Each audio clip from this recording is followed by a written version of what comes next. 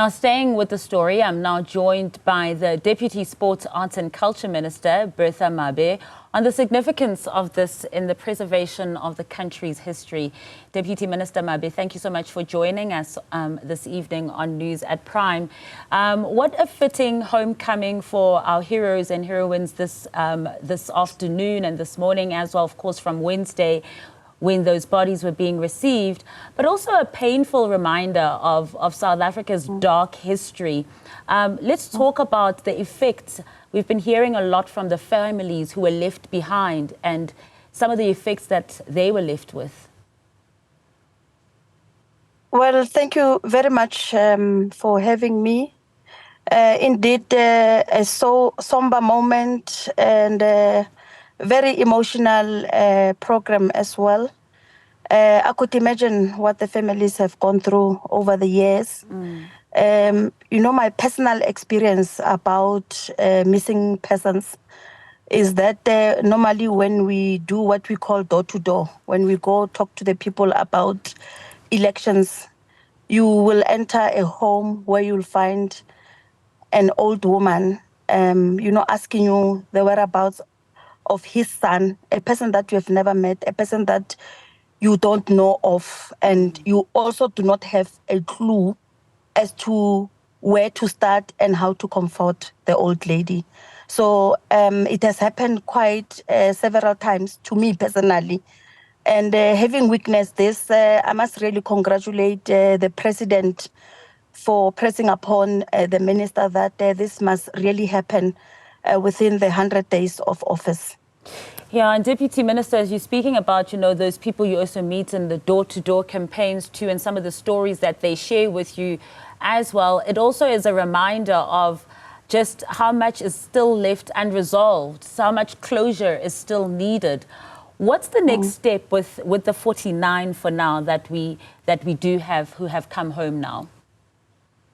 Well, maybe before we can even get to the 49, it is important that we also raise awareness about over 1,000 that is still missing.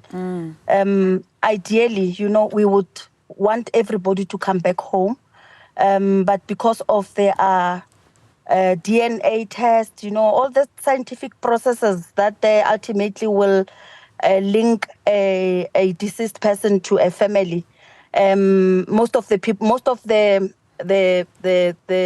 them will not be able to be identified.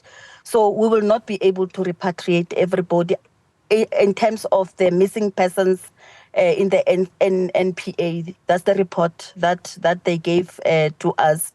The process now is that all the remains will be returned back to One Mill Hospital for further DNA tests and verifications. That's all they've said. But the burial, it's not yet confirmed as to when are they going to be buried. It will take some time because they really need to make sure that the correct people are being given to the correct families. So there still will be this verification process as well. So the families who are attending today, I mean, touch wood, that doesn't happen, but there is a possibility that they also could have not reached the final stage of this closure, that they could not be with the person that they think they're supposed to be with, their family members. So they still need to verify if these are indeed their family members.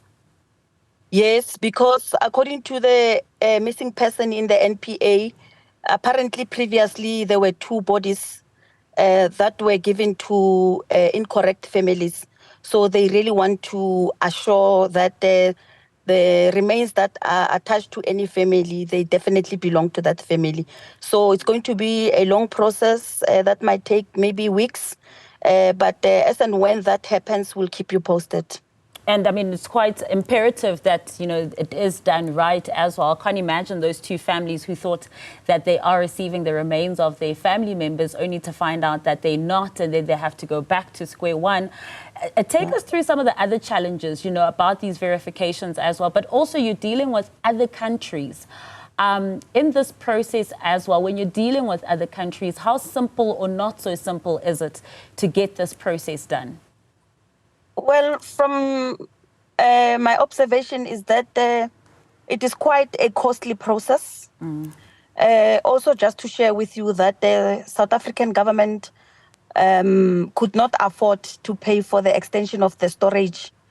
And the Zambian government made a contribution towards that because it was just quite costly for us. We could not afford it anymore. Well, that's the first thing that it involves. The second issue is the issue of DNA tests. And remember that this happened more than 30 years ago. These are the people who died around the 80s. So if you calculate the time until now, some of them, they don't have families anymore. You can be identified as a grave belonging to South Africa, but you might not be traced to any family.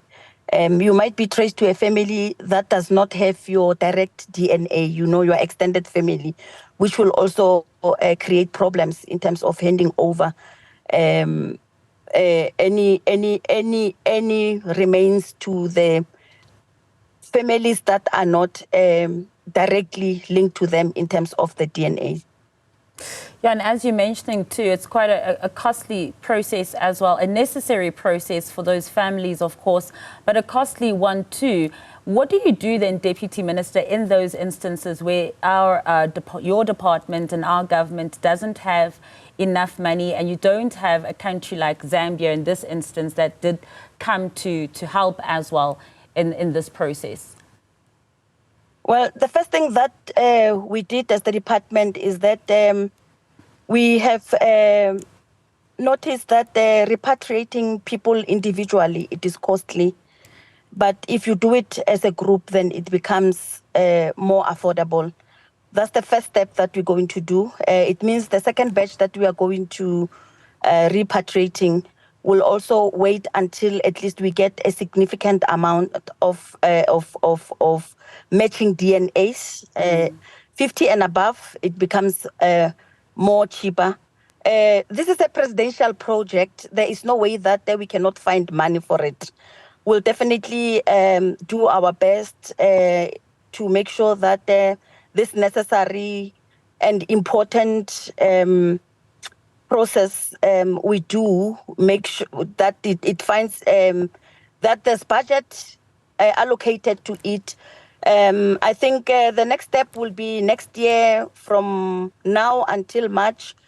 The missing persons and the NPA will continue again with identifications, trying to trace families, and as and when we have a significant amount, then we will roll the program. But repatriating individuals, it's not going to be possible anymore. We'll have to be patient and wait. And we want to apologize to the families. 30 years down the line of democracy, it cannot be correct that they should be waiting for the remains of their sons and daughters.